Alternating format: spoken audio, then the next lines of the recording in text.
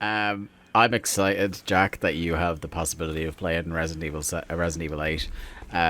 That's the thing I've been playing this week mainly. Yeah, to the point where No. you were playing it just as we were about to record because Yeah. something with a drill for an arm was trying to rip you a new one. Damn straight. So I'm not gonna, again, because it's so fresh, I'm not gonna get into like story spoilers or anything like that. I am very, very close to the end of that game at the moment. I'm told it is about a 10-hour campaign. Probably a little longer if you want to do. There's a load of fun side questy treasure hunting stuff that you can do in each area and in the village as well. That will probably pad that time out a bit, and there are, different weapons that you can go find and stuff. But anyway, I am in the. I spoke of how the way the map is broken down last week. So there's the village, which is like your central hub, and then there's kind of the four strongholds on the periphery that you go to in sequence. And I had gotten through the first one and tentatively started heading towards the second last week, and now I'm deep in the fourth. I just want to ask first question. It's not like a kind of Breath of the Wild thing where you can skip all four. No, you do have to. It's very Resident Evil in as much as you have to get the key you used in the first one and combine it with a thing you find in the second stronghold to make the key that unlock the third one. Right, so it's done in linear progression as well. You can't pick and choose. Yeah. Okay. Mark, you've been watching Taskmaster, haven't you? You're like trying to think about how you can skip round things. Yeah. No, I'm curious to know like what the design flow of the game is. So it's the kind of it is. I will say it's more linear than I think maybe some people are used to now in this kind of era of open world everything or Breath of the Wild and things like that. But honestly, for the type of game it is and for what they do in it, I really think it works. And I don't think it's not necessarily strictly linear as much as you always have to go down this corridor in this building at the same time. There is some license in particularly places like the Castle Dimitrescu, where there are, like I said, different treasure hunts you can go on. Some of the mid-boss battles in that castle don't necessarily have to take place in the same area. The persistent threat of Lady Dimitrescu as well, like you will end up clashing with her in various different parts of the castle. But here are some things I have to say about it, and this is both informed by my own experience and listening to other people who have been playing through it on podcasts this week. I mean this opening sentence in the best interpretation of it as you can muster, my friends. This game is dumb as hell. Oh my god, it is super dumb, and I mean, love it. it's a Resident Evil game. No, Mark, you know? you have no idea. How, like, my god, this is dumb as a box of rocks in the best way. I will say, I read the plot. Just because, like, I don't really enjoy playing Resident Evil games, but I do enjoy knowing the story of the Resident Evil games to know at which points it tries to take itself seriously. And I don't want to go into like spoilers or anything, but it does seem that they kind of stumbled across this character of Ethan Winters in Resident Evil 7 and decided to almost kind of like Doom Eternal, like add a whole bunch of more kind of context to that character, but doesn't.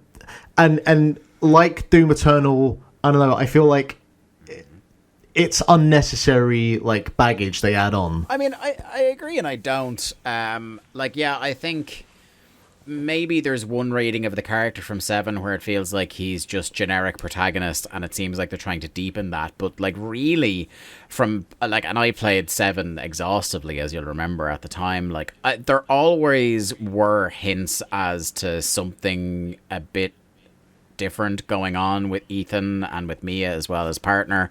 It's like there's something there, and there's like he is not a victim of circumstance here. There is some element of fate that keeps drawing him into these circumstances. So it's I think there's always been something there, that there are, layers. Like him as a character he's a big dummy. He is a big I was listening to Danny O'Dwyer talk about him this week, and he goes, the best thing about Ethan Winters is how he is simultaneously shocked by everything that happens even after 2 games of all this supernatural bullshit, but also not nearly shocked enough by like these horrifying things that happen to him, and he's just gonna like, Yeah, okay, right, okay, I guess this is what we're doing now. I heard that as well, but I think that's just kind of like an inherent flaw with video games where you don't really you're not allowed the time to kind of process it because that breaks the flow of the game. Like you have to have the event and then go into the gameplay. So I mean, that's going to kind of happen either way. But this definitely, is like a sequence of ungodly trauma that if we were to be cold, hard, realistic about it, like the man would be a shuddering wreck after the first one of, let alone. It's like there's a bit where, if you're not particularly fond of anything in terms of hand injuries, this might not be the game for you. But like the bits where, some very unfortunate events happen with his hands and within seconds he's picked up a gun and he's off. And it's just like, it happens. It's a video game, you can't get around that. But even like something as simple as like, I think most people would agree that like if you were stuck in the situations he was, like even in the first game in this what seems to be a trilogy in Resident Evil 7, the first time Jack, aka Daddy, comes through the wall chasing you in that house, most people, if this was real life and happening to you, you just would have shot yourself then and there because it's like, oh fuck this. But yeah, so like it's dumb. All these characters are so arch and so campy and so fun that I love it. They've definitely, so I said that there's definitely like each stronghold and each boss, for want of a better term, is borrowed from a different subgenre of horror. We talk about Lady Dimitrescu, who everyone has seen, is the very much the gothic vampire horror. You've seen the werewolves and all the promotional material. There's I talked about the creepy possessed doll, which is very much, that whole section is like not only stuff like there's a lot of Saw influence in that, like because I don't want to get too deep into it, but there's a lot of kind of that kind of genre, but also stuff like Poltergeist or Paranormal Activity going on in that one. When you get to Moreau, which is the third one, it's very Lovecraftian. And then the fourth one, Heisenberg feels real industrial, but also with a kind of like a Soulsborne vibe to it as well. So there's definitely that, but as a whole, I feel like they've toned back on the we're trying to scare the absolute bejesus out of you in favor of we're gonna spend some time ruminating with these fucked up characters and actually make them a bit three-dimensional and make it a real fun game experience as opposed to just prioritizing scaring the shite out of you. Is that also because like I've watched a bunch of game footage here and there, and I don't remember anything about like the second half of Resident Evil 7. I only remember the bits in the house, but there's a large portion of it as well where Resident Evil 7 is very claustrophobic in terms of its settings for that first half, where Resident Evil 8 or Village seems to be a little bit more open and sprawling, so that claustrophobic setting or sense is removed, which removes a little bit of the horror as well. The claustrophobia definitely comes back in. This is the thing about it, and I think it's something Danny said as well, is like they really stumbled into the Lady Dimitrescu thing taken off as a meme, because I think a lot of people will come into that game. It's not like a ride or anything. It's not. I don't think it's meant to be like a kind of big surprise or swerve. But you're right. It's just. But it's everyone really, just went mental about it. Like Lady Dimitrescu is like the first hour and a half of that game, and that's it. Yeah. Like she's like you fight her then, and then that's it. You're done with her. I watched her boss fight as well. It's like a. We probably, if she hadn't taken off as a meme, we probably would have known more about the other stuff happening in the game. But I think it was a happy accident that she took off so much. It's like, we don't need to tell anybody about the rest of the game. Yeah. Because people are already sold on her and the werewolves. So it's nice then when all this stuff is coming. It feels like... What it feels like is less Resident Evil 8 and more like Resident Evil Series 8, because it feels like each section has this episodic nature to it, that it's like this self-contained episode of Resident Evil, which is a really cool vibe. Like, at first, I didn't know what to think of it, because the Lady Dimitrescu thing, I took a long time in that castle milling around, and then when I went to the second boss, I was surprised at how quickly I finished it. And I think I said that to you guys in a chat. I was like, oh, I don't know. Like, it feels like they rushed me through that bit. but now that I see that this is what they're doing, that they have this kind of separate experiences that have different vibes to them, and even different styles of play. So very much, there are sections that are heavily puzzle based. There are sections, particularly towards the end, where they're encouraging you to open up and go full action and just empty clips into fucking werewolves and whatever else is coming at you. And it doesn't punish you too hard for doing that in that section, because you will have unlocked crafting stuff, or there will be enough drops in the area to just about not make it a real punishing thing to do. That was the one question I wanted to ask actually as well, from like watching a bunch of the footage.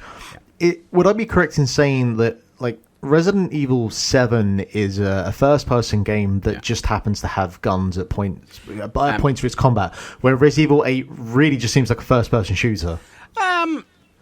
Again, yes and no, because there are you need weapons for these portions of 7. Like, I think particularly with the wife in it, I told you about the section that's very, if you were creeped out by insects, that section's going to fuck you up. That's definitely very combat heavy. I think this isn't necessarily all out action at all times, but it's definitely a gear up in those stakes to try and answer your question.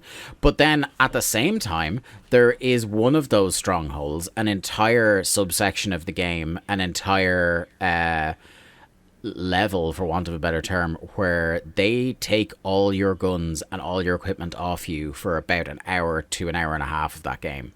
Okay, so they definitely try and do a job of like changing up the pacing. And that's what I think. Like, I think it's the final evaluation to reference them a third time that Danny had, is like, if this is what those games are going to be for a while, where they're first person, sometimes they're a real scary horror game. Sometimes they're real action heavy. Sometimes it's a real puzzle game, and it's always atmospheric and the characters are interesting, or at least very wacky.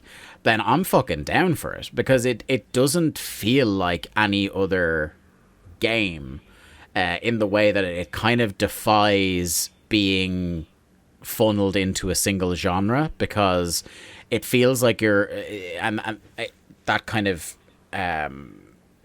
like season episodic structure that I was talking about, it feels like you're playing a completely different game every couple of hours in some ways, and I like that. I'm sure that when you go up to hard, or when whatever the equivalent of Madhouse difficulty is on this one, I'm sure it gets more punishing for you opening up on dudes or things like that.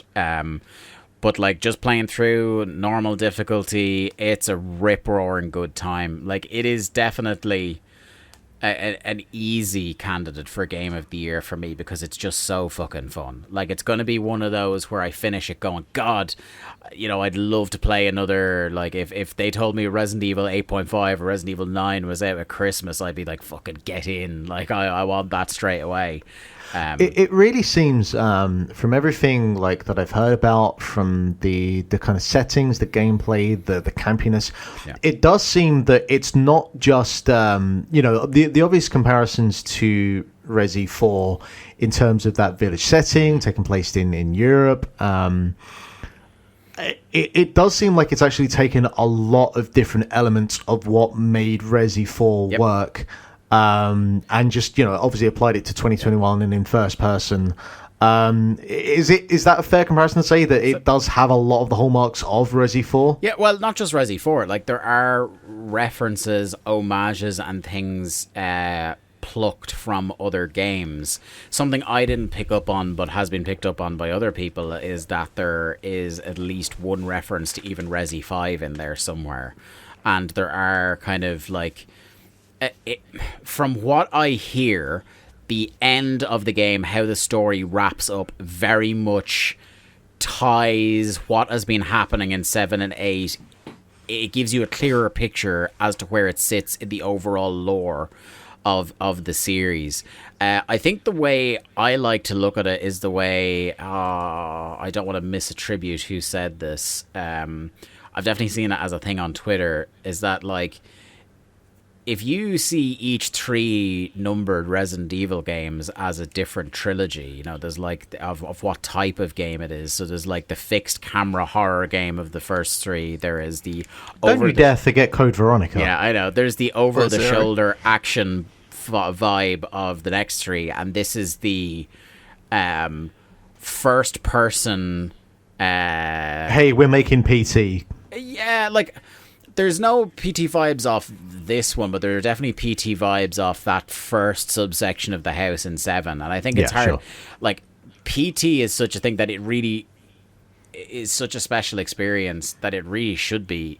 And if that game had come out as Silent Hills, I think it would have marked a fundamental shift in the way horror games are developed, because I think that would have been the next thing that everybody tried to I mean, honestly, horror games kind of did go in that direction after Slenderman, but it didn't happen in a AAA environment. Like, there's so many small studios, indie studios that did that thing, and like you had the likes of Alien Isolation that, you know, you had a kind of bigger title doing that kind of thing, and so it wasn't a surprise that Resident Evil went in that direction. Also, just because of how fucking off the rails that 6 went, and they, you know, kind of forced themselves into a corner where they had to reboot the series. So it's not a surprise that it went in that direction, because it was what the gaming industry was doing, but it was just like the tier under the AAA space that was doing it. Yeah. So, and you know, I'm not saying that they went in that direction also because of PT, but I do think that PT played a large direction in that, even if they didn't, you know, well, I mean, PT's what, an hour, if that? So, you know, fuck knows what Silent Hills. Maybe 2. Yeah, I mean, I think God knows what it's Silent Hills would have been. 2 to 3 if you don't know how to solve the fucking puzzles in it, because the puzzles are very, very obtuse. But it's also something that, even in terms of the way the core gameplay is structured, definitely borrows from, I was talking about like all the puzzles and stuff. It's very Resident Evil vibes off that stuff. So I think, you know, if you're a fan of any point in the Resident Evil series, there's something in it for you. I think if you're a fan of horror games, there's definitely something in it for you. The game, as I said last week, looks fucking stunning on PS5. It's definitely one to pick up at some point, whether you're getting a copy of it like Jack is off somebody else, or you get it when the sales come in. I think everyone's going to have a bit of fun with some part of it, at least, even if it isn't their kind of like front runner for Game of the Year.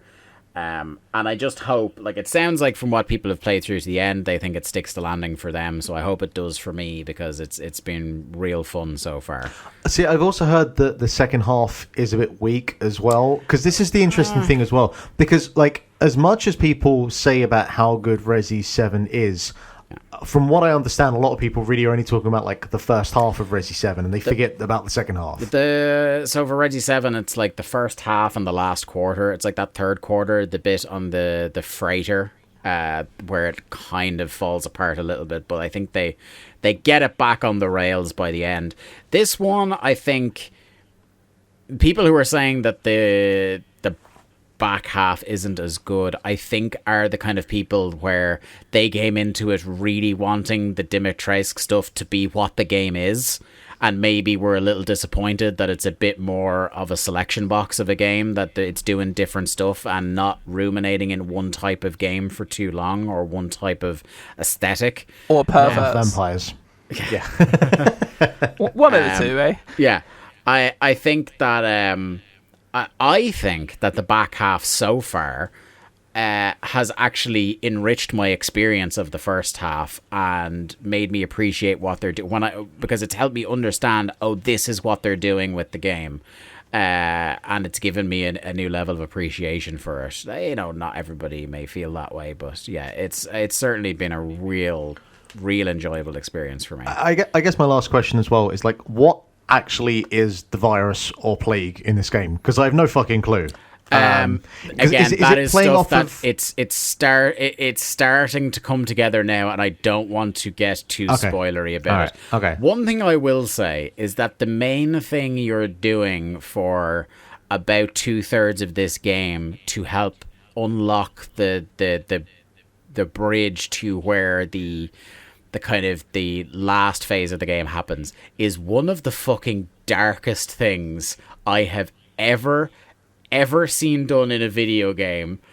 And I think it's where a lot of people get these takes about how is Ethan like so like, oh, that's so fucked up, but I guess this is what we're doing, okay. Because holy shit, once I realized what this thing was, and I can tell you guys off the air, I don't want to spoil that on other people, but like, oh my god, like I was beside myself. I could not believe it. It's like, how are people not talking about that a video game is just doing this? Because it is so dark. It's just like the fucking brass balls on them to go, yeah, this seems like a thing we should do. Woo, boy.